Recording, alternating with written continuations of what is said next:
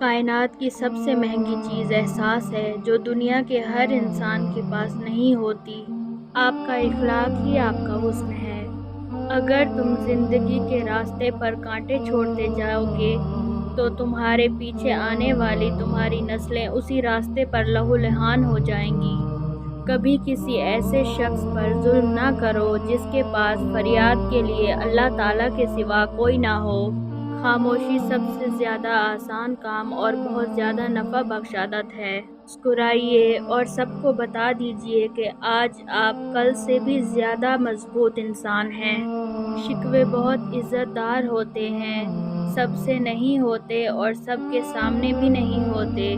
رحم، احساس، خلوص، سادگی یہ بھی اللہ کی طرف سے نعمتیں ہیں۔ تنہائی میں قرآن پڑھنا ایک خوبصورت احساس اور سکون دل ہے۔ اور تم اللہ کے دوست بن جاؤ، یہ دنیا کسی کی دوست نہیں ہوتی۔ قریب ان کے رہو جو تم سے دور نہ رہ سکیں۔ حقیقت تو یہ ہے کہ ماں باپ کے علاوہ کوئی اپنا نہیں ہوتا۔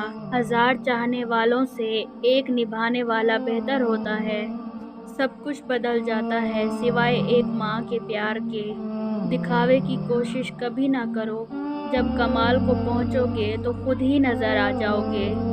بدگمانی وہ مرض ہے جو ہر خوبصورت چیز کو قتل کر دیتی ہے۔ زبان الفاظ کہتی ہے، لہجہ سچ بتاتا ہے۔ جب تم سکون کی کمی محسوس کرو تو توبہ کرو، کیونکہ انسان کے گناہ اسے بے چین رکھتے ہیں۔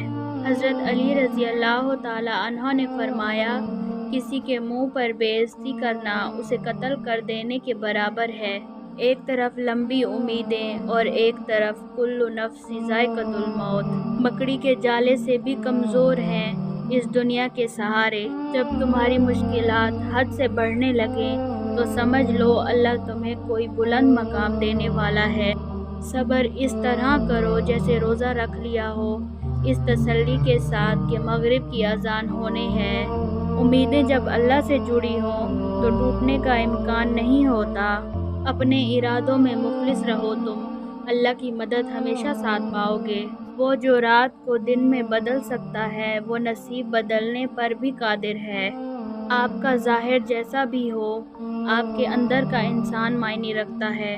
اگر آپ نظر انداز کرنے کے ماہر نہیں ہیں تو آپ بہت کچھ کھوئیں گے۔ سب سے پہلے اپنا سکون۔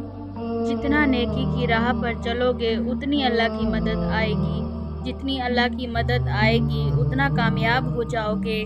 اگر خوش ہو تو آہستہ سے ہنسا کرو تاکہ غم نہ جاگ جائیں، اور اگر غمگین ہو تو آہستہ سے رویا کرو تاکہ آنے والی خوشی نا امیدی میں نہ بدل جائے۔